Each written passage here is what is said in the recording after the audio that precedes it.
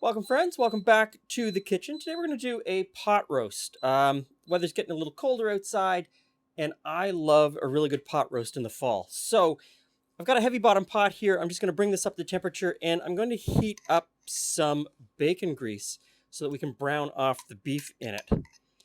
And so the pot roast that we're going to make today is one of those things. I know a lot of people really love to make pot roast by dumping in a bottle of commercially prepared barbecue sauce. And there's absolutely nothing wrong with that.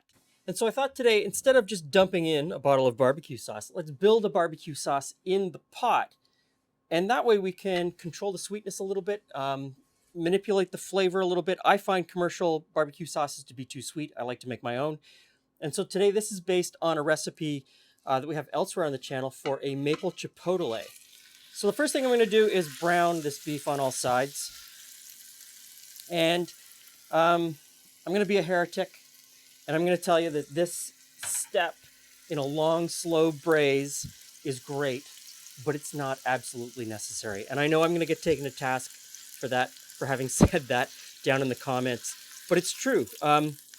After 4 or 5 hours in the oven with all of these other things added in, most people would never know that it was never browned at the beginning.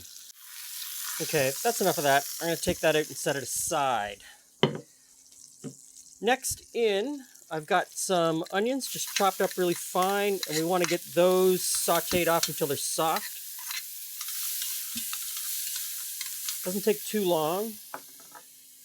Next in, I've got a couple of cloves of garlic chopped up.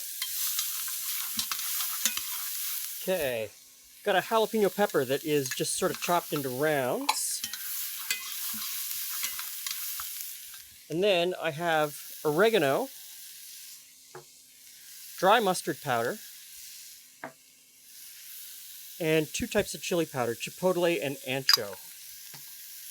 Now, once these go in, you don't want to have them in there too long before you start adding liquid. I'm also going to put in about a half a can of tomato paste. Just stir that around. Don't breathe in the fumes. They are spicy. You might end up into a coughing fit.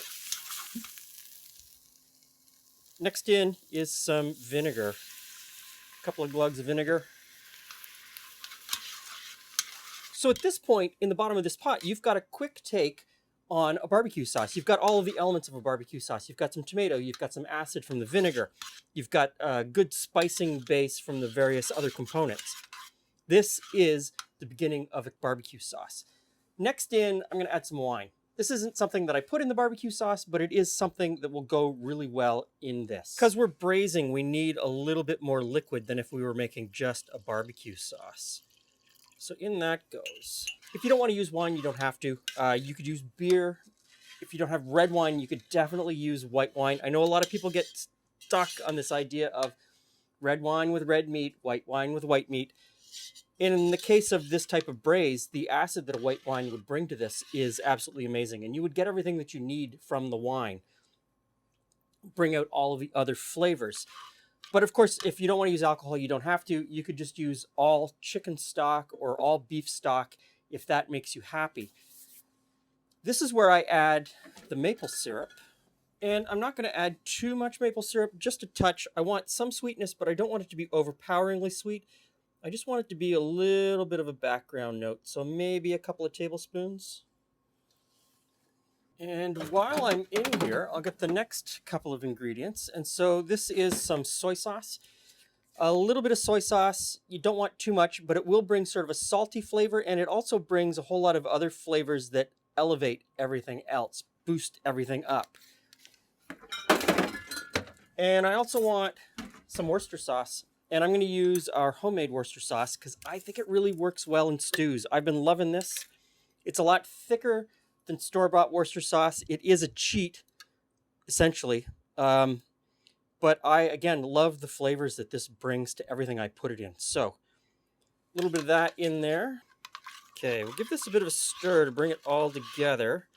And then at this point, I'm going to put the meat back in without splashing everywhere, and all of the juices that were on the plate at the same time. And then I'm just going to top this up a little bit with some chicken stock. So I just bring the level of the liquid up about halfway on the roast. I think that's fine. I'm not going to add anything else in there. Often I'll put in some Marmite, and our friends in Australia send us some Vegemite. I'm going to hold off on those today. I think there's enough flavor in here that I don't need them. I'm also not going to put in any vegetables.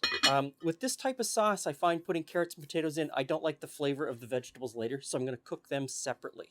So this goes into a preheated oven, about 300, 325, and I'm going to let it go for 3 or 4 hours.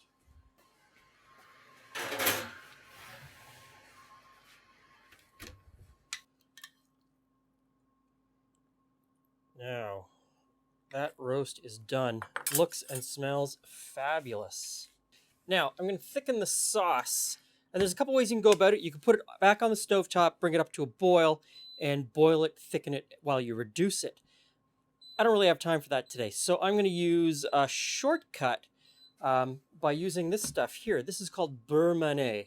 And essentially what it is, just butter and flour in equal portions mixed together into a paste, which is exactly what you do when you make a roux, which is also a thickener. So this is just like making a roux, except at the end of the cooking process. And it will bring the sauce together, thicken it, and make it nice and just unctuous on your tongue. So you put in just a little bit at a time, and you whisk it into the sauce. And not too much at a time.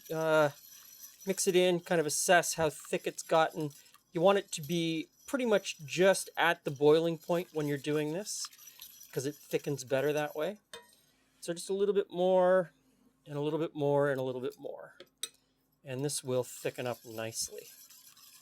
There, I think that's almost there.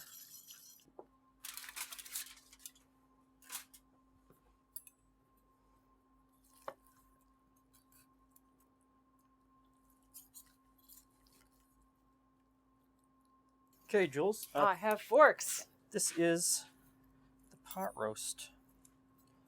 Let me just slice a little bit up for us. Looks really juicy. And I'm expecting it to be a little bit spicy. Really? Not spicy, but just a little bit. I mean, there's chipotle powder and there's some jalapeno in there. So that's really good because I know that there is some chipotle in there, but it is not hot for me. And it's not overpowering. No. You still get a big beef flavor. Now let's cut a couple of pieces here and then just pour some of the sauce over top, because the sauce is super flavorful.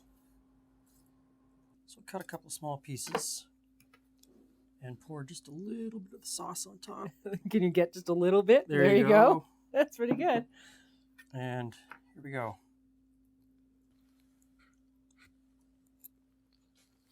That's really nice. Mm-hmm.